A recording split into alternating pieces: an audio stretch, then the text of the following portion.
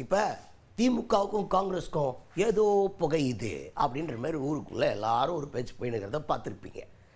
இதை பற்றி காங்கிரஸ் தரப்பில் ஒருத்தர் பேசியிருக்காரு. யார் அவர்?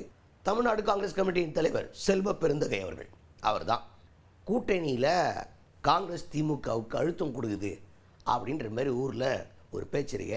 இதை எப்படி பார்க்குறீங்க அப்படின்னு கேட்டதுக்கு செல்வ பெருந்தகை அவர்கள் என்ன சொல்கிறாருன்னா, கூட்டணி பற்றிலாம் தேசிய தலைமை பார்த்துக்கும், தேசிய தலைமை முதல்வர்கிட்ட பேசுவாங்க. நம்ம we are waiting and willing, நாங்கள் விருப்பப்பட்டு தான் அந்த கூட்டணியில் சேரணும்னு வெயிட் பண்ணிக்கிட்டு இருக்கோம். அதுக்கு தான் பேச்சுவார்த்தையும் போயிட்டுருக்குது. அது ஒரு பிரச்சனையும் இல்லாமல் போயிட்டுருக்குது. ஆனால் முதல்வர் மீது எங்களுக்கு நம்பிக்கை இருக்குது. எப்படி தமிழ்நாட்டை டெவலப் பண்ணுறதுக்கு சூப்பரான திட்டங்கள் கொண்டு வராரோ, அதே மாதிரி கூட்டணியில் இருக்கிற கட்சிகளையும் அரவணைச்சு தாயுள்ளத்தோடு நடந்துக்குவார், பாசமாக நடந்துப்பார், நாங்கள் இப்போவும் நம்புகிறோம் அப்படின்ற மாதிரி பேசியிருக்காரு செல்வ பெருந்தகை அவர்கள். அது எங்க அகில இந்திய தலைமை பேசிட்டு இருக்கு. அதுக்கு சம்பந்தமே கிடையாது. எல்லா தேர்தலையும் பேச்சுவார்த்தை நடக்கும், எல்லா தேர்தலையும் முன்ன பின்ன இருக்கும். அது நான் நேற்றுக்கு சொன்ன பிறகு மாண்புமிகு முதலமைச்சர் யாரையும் விட்டு கொடுக்க மாட்டார்.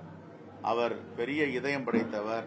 எப்படி தமிழ்நாட்டு மக்களுக்கு பல திட்டங்களை, இந்தியாவில் இல்லாததை, உலகத்தில் இல்லாததை, அது காலை உணவு திட்டமாகட்டும், தமிழ் புதல்வன் திட்டமாகட்டும், புதுமை பெண்ணாகட்டும், எண்ணும் எழுத்துமாகட்டும், நான் முதல்வன், எப்படி ஒரு நோவல் ஐடியாஸ் கொண்டு இந்த தமிழ்நாட்டை முன்னேற்ற வேண்டும் நினைக்கிறாரோ, அதே போன்ற கூட்டணி கட்சிகளிடம் மிகவும் ஒரு தாயுள்ளத்தோடு நடந்து கொள்வார் என்ற நம்பிக்கை எல்லோருக்கும் இருக்கிறது.